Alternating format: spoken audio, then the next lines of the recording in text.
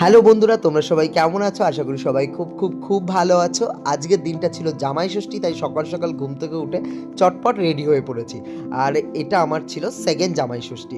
এখানে আমার শাশুড়ি মা সকাল সকাল যে রিচুয়ালগুলো থাকে সেগুলো এখানে পালন করছিলেন। তার সাথে ছিল বিভিন্ন রকমের খাওয়া দাওয়া, বিভিন্ন রকমের মিষ্টি ছিল, ফল ছিল, পেস্ট্রি ছিল, স্যান্ডউইচ ছিল, আরও অনেক কিছু ছিল। তো এখানে খাওয়া দাওয়ার পর গিফট আদান প্রদানের গল্পটা এখানে সারা হচ্ছিল। তো ভালো রকমই আমদানি হয়েছে।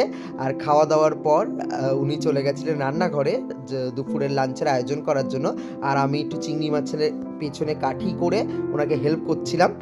যাই হোক, আর এখানে রয়েছে আমাদের লাঞ্চের মেনু। তো লাঞ্চের মেনুটা তোমাদের সাথে শেয়ার করবো। এখানে ছিল 5 রকমের ভাজা, তার সাথে ছিল কলার খোসা বাটা, যেটা আমার one of the favourite dish. তারপর ছিল ইলিশ মাছ ভাজা, একটা মাছের তেল কাটা দিয়ে চচ্চড়ি, ইলিশ মাছ ভাপা, পাবদা মাছ, চিংড়ি মাছ, মাটন, চাটনি, পাঁপড়, আর ছিল 5 রকমের মিষ্টি।